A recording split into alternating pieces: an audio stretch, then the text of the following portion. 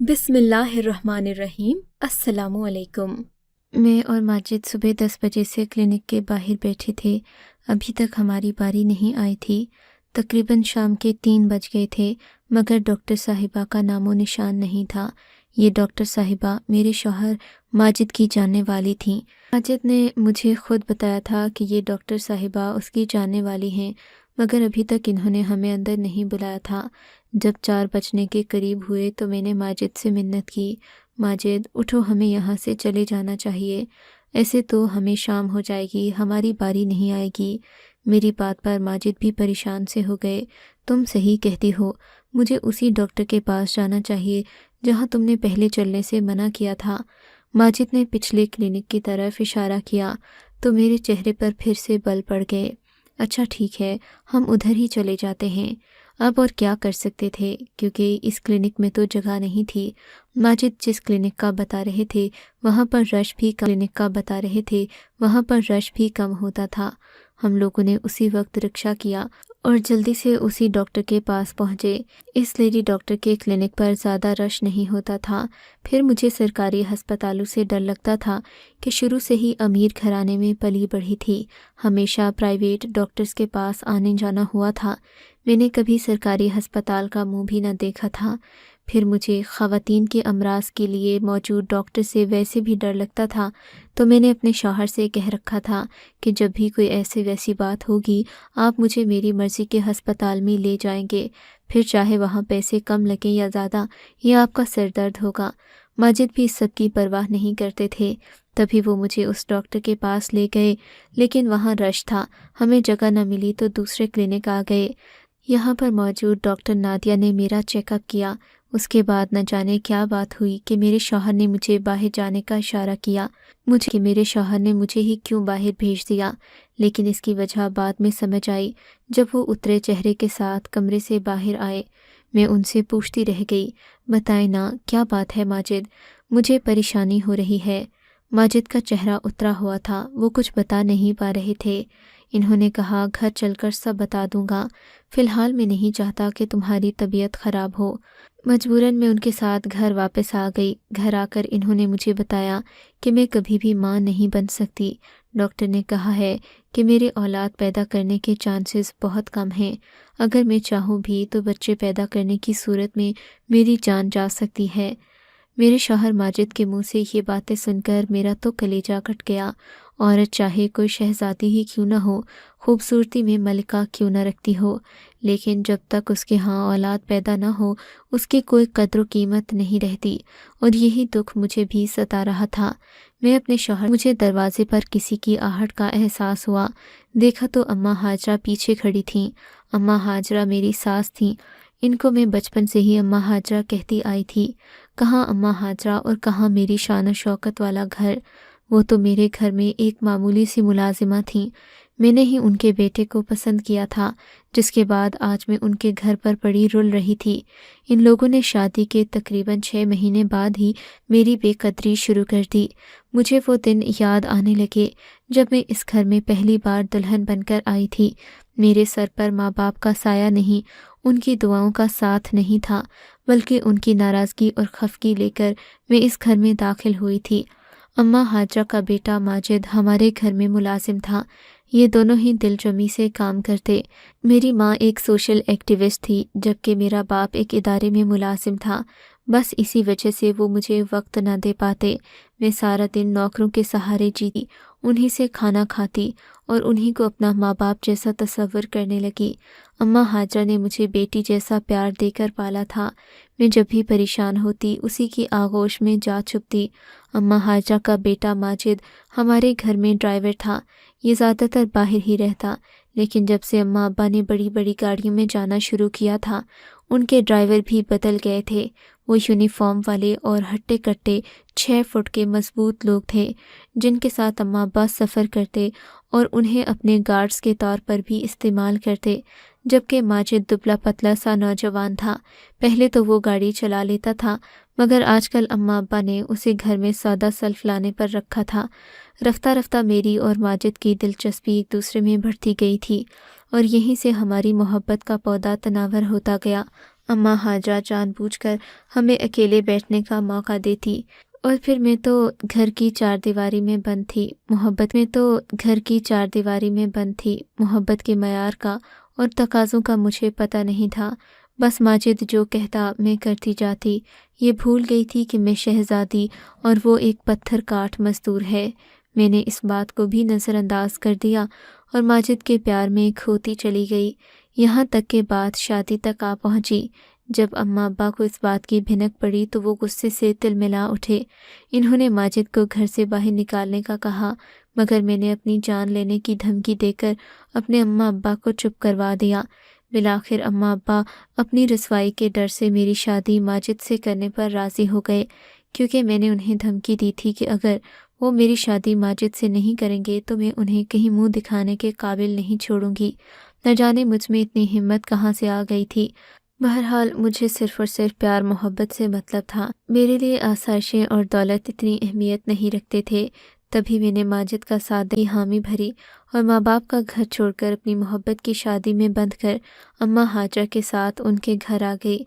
मैंने यही सोचा था कि अम्मा हाजरा और माजिद मुझे उतना ही प्यार देंगे जैसा मुझे मेरे माँ बाप के घर में मिलता था, मगर यहाँ आकर एहसास हुआ कि सिर्फ प्यार मोहब्बत की बातें ही सब कुछ नहीं होता। ज़िंदगी में वसाइल न हों तो लड़ाई झगड़े होना एक आम सी बात है। अम्मा हाजरा और माजिद ने भी मुझे तीखी नज़रों से देखना शुरू कर दिया, क्योंकि अम्मा अब्बा ने मुझे जहेज़ में कुछ नहीं दिया था। देते भी क्यों, मैंने उनकी नाफरमानी करके अपनी मर्ज़ी की थी। अब मैं किस मुंह से उनसे ये कहती कि मुझे जहेज़ दें या मेरे घर को संवारने के लिए मुझे मदद करें। मैं अपने घर में खूब मेहनत करने लगी। घर के वो कामकाज जो मैंने कभी नहीं किए थे। हमेशा अम्मा हाजरा के हाथ की चाय पी थी, उनके हाथ का बना खाना खाया था। मैंने हर चीज़ करना शुरू कर दी जो मेरी शान के ख़िलाफ़ समझी जाती थी।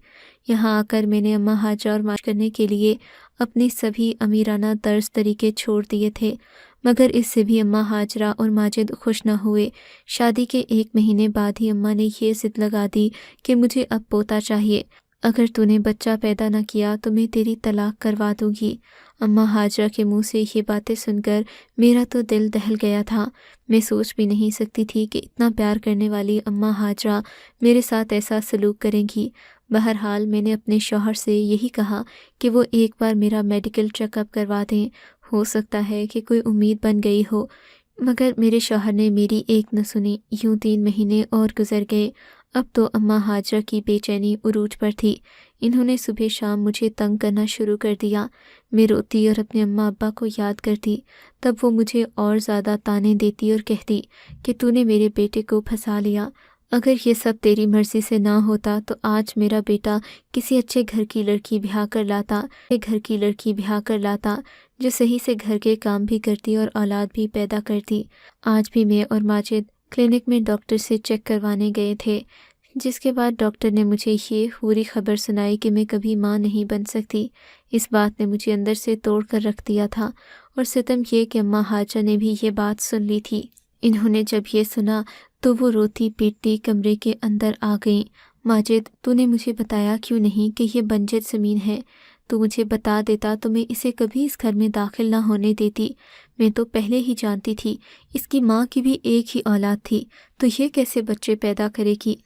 अम्मा हाजरा मेरे माँ बाप के ख़िलाफ़ जहर उगलने लगी। मैं हैरत से उनका मुंह तकने लगी। मेरे पास और कोई चारा भी तो नहीं था। ये लोग मेरी अपनी ही मर्ज़ी से मेरी ज़िंदगी में आए थे।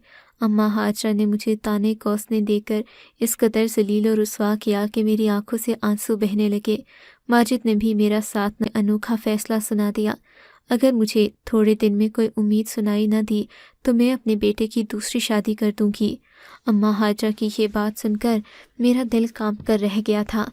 माँ बाप के अलावा अब मेरा सहारा सिर्फ यही लोग थे, और ये भी मुझे अपने घर से निकालने की बातें कर रहे थे। उस दिन मैं बहुत रोई, अल्लाह ताला से लाख दुआएं की कि वो मुझे सही रास्ता दिखा दे। फिर वो 1 महीना भी गुजर गया। मैं और माजिद सुबह सुबह बैठे बातें कर रहे थे कि अम्मा चाय और पराठा लेकर कमरे में दाखिल हुईं। आज इन्होंने ट्रे में सिर्फ एक पराठा रखा था, जो कि माजिद के लिए था।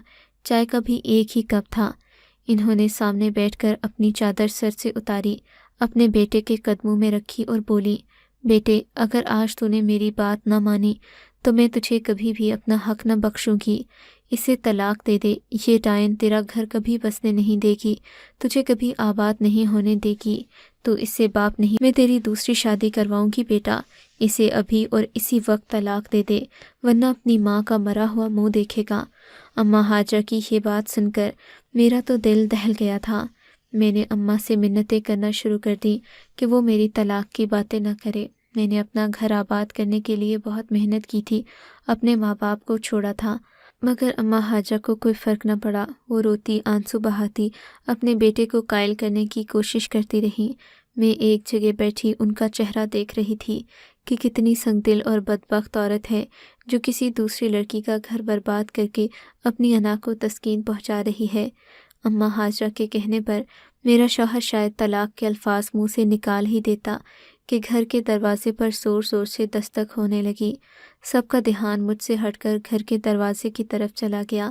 اماں حاجرہ خود قدم اٹھاتی باہر جا کر دروازہ کھولنے لگی اور پھر چہکتی ہوئی اندر آئی۔ میں نے ساتھ اس کی بڑی بیٹی نازنین بھی تھی، جو شادی کے بعد ہمارے گھر کبھی کبھی ہی آتی تھی، لیکن جب بھی آتی اپنے بھائی سے کوئی نہ کوئی ایسی بات کہہ جاتی کہ وہ میری حمایت کرتا۔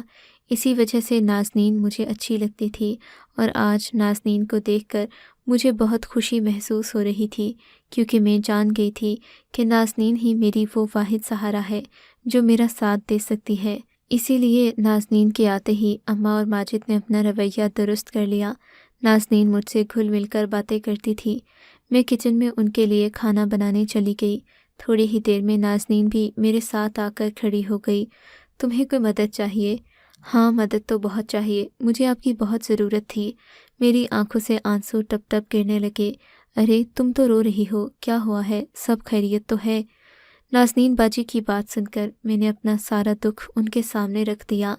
میری بات سن کر وہ سوچ میں پڑ گئیں۔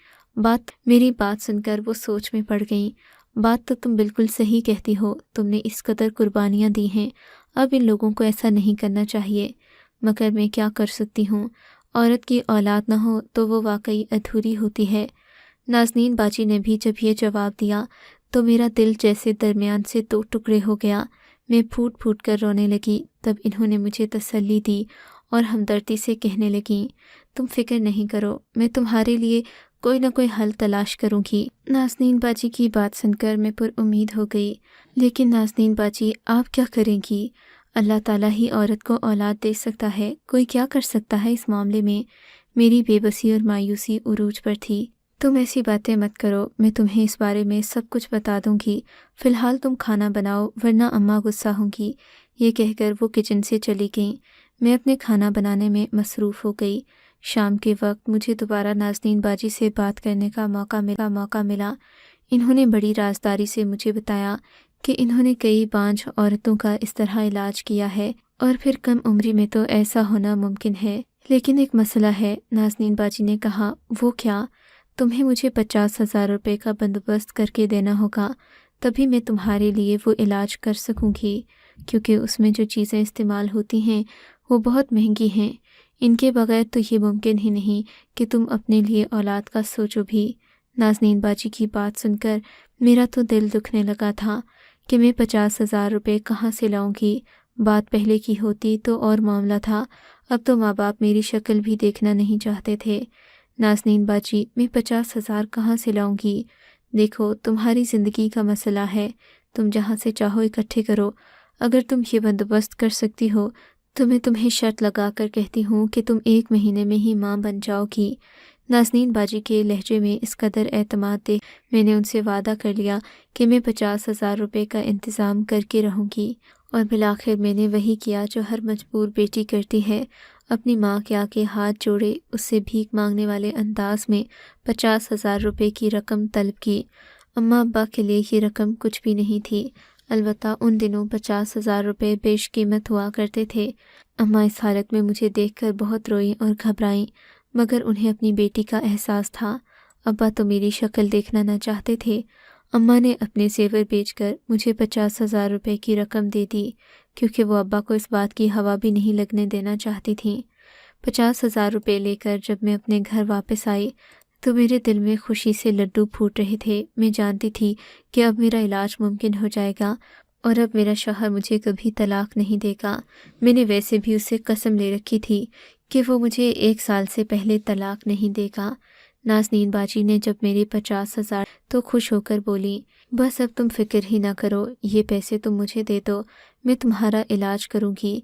نازنین باجی نے مجھے کہا کہ ہر رات مجھے ان کے ساتھ ان کے گھر جانا ہوگا کیونکہ یہ علاج صرف انہی کے گھر ممکن ہے۔ نازنین باجی کی بات سے میں متفق تو نہ تھی، مگر مجبوری میں سب کرنا پڑتا ہے۔ میرا شوہر ویسے بھی ان دنوں شہر سے باہر کمانے جا رہا تھا اور اماں کو تو پتہ نہ ہوتا کہ میں کہاں ہوں اور کہاں نہیں، زندہ بھی ہوں یا مر گئی ہوں۔ ایک دن بعد کی بات ہے، میں اپنے شوہر کے جانے سے الگ پریشان تھی اور میری طبیعت بھی کچھ خراب تھی۔ اماں حاجہ اپنے کمرے میں سو رہی تھیں۔ میں نازنین باجی کے آنے کا انتظار کر رہی تھی کیونکہ اب میرا علاج شروع ہونے کے دن آ گئے تھے۔ تھوڑی ہی دیر گزری تھی کہ دروازے پر ہلکی سی دستک ہوئی۔ باجی نازنین نے منع کر رکھا تھا کہ میں گھر کا دروازہ بند نہ کروں ورنہ اماں کو میرے آنے کا پتہ لگ جائے گا۔ وہ یہ سب اماں سے خفیہ طریقے سے کرنا چاہتی تھیں۔ میں نے بھی ان کا بھرپور ساتھ دیا، دروازہ کھلا رکھتی اور باجی نازنین کے آنے سے پہلے ہی چادر وغیرہ اوڑھ کر بیٹھی رہتی۔ وہ آتی اور مجھے لے جاتی۔ ان کے گھر میں ان کا شوہر اور دیور ہوتے تھے، مگر وہ مجھے الگ کمرے میں لے جاتی جہاں میں آنکھیں بند کر لیتی اور وہ پاس بیٹھ کر ایک منتر پڑھتی رہتی۔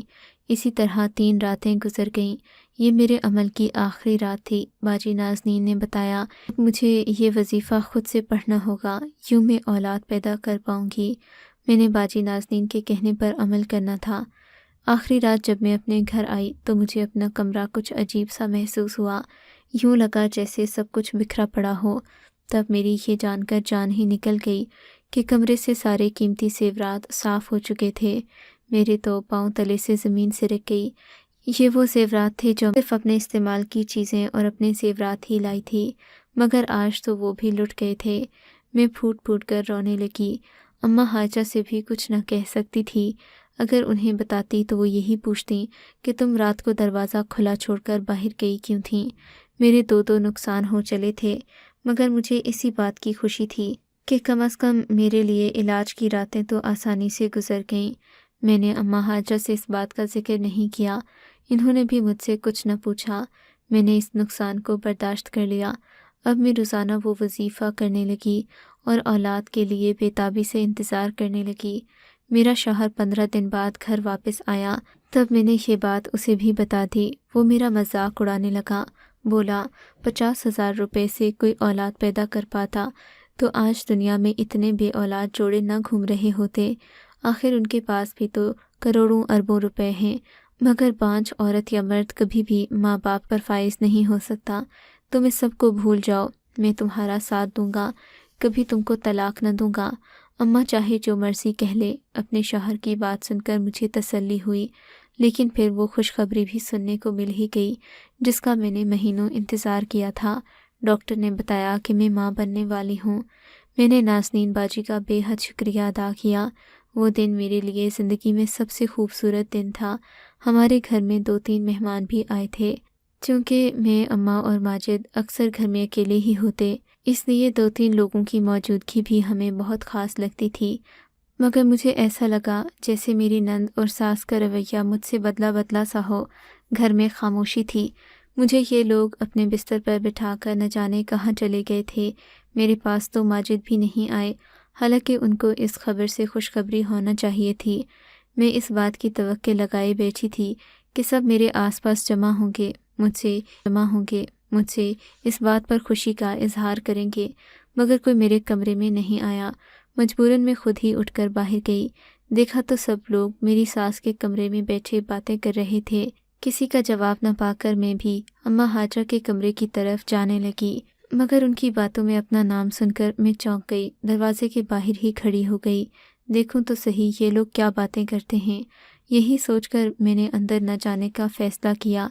تب میرے قدموں تلے سے زمین نکل گئی وہ سب لوگ میرا مذاق اڑا رہے تھے۔ میری نند نے مجھ سے 50,000 روپے محض اپنے گھر کی مدد کے لیے لیے تھے، اور اس لیے بھی تاکہ میرا شوہر اپنا کاروبار سیٹ کر سکے۔ دراصل جب میں ڈاکٹر کے پاس گئی تھی تو میں امید سے تھی۔ میرے شوہر نے مجھ سے جھوٹ بول کر مجھے میری نند کے ہاتھوں ذلیل و رسوا کروایا، اور وہ میری نند کا عمل بھی صرف اور صرف جھوٹ پر مبنی تھا۔ میرے زیورات میری ساس نے اپنی مرضی سے چرائے تاکہ میں کچھ، اس لیے انہوں نے یوں ظاہر کیا جیسے وہ میرے گھر کے جانے سے بے خبر ہوں۔ یہ حقیقت جان کر میں جس قدر دکھی ہوئی وہ میرا دل ہی جانتا ہے۔ کبھی سوچا بھی نہیں تھا کہ میرا شوہر اور اماں حاجہ مجھے اتنا بڑا دھوکہ دیں گے، مگر آج میں صرف اتنا کہوں گی کہ جو لڑکیاں اپنے ماں باپ کا دل دکھاتی ہیں وہ کبھی خوش نہیں رہتی۔ ان سب حقیقتوں اور کئی اور تلخ حقائق کو جانتے ہوئے بھی میں ماجد جیسے ان پڑھ شخص کی خدمت اور اپنی ساس جیسی چلاک مکار عورت کی ہر بات ماننے پر مجبور ہوں۔ خدا ہی میرے حالات پر رحم کرے اور میرے 4 بچوں کو خوش رکھے، جنہیں باپ کا پیار اور اپنی دادی کی شفقت کبھی نصیب نہیں ہوا۔ آپ کو اگر یہ کہانی اچھی لگی ہے تو اس ویڈیو کو لائک کیجیے، اور اس طرح کی مزید کہانیاں سننے کے لیے ہمارے چینل کو ضرور سبسکرائب کیجیے۔ کہانی سننے کا شکریہ۔ آپ سے ملاقات ہوگی اگلی ویڈیو میں، تب تک کے لیے اللہ حافظ۔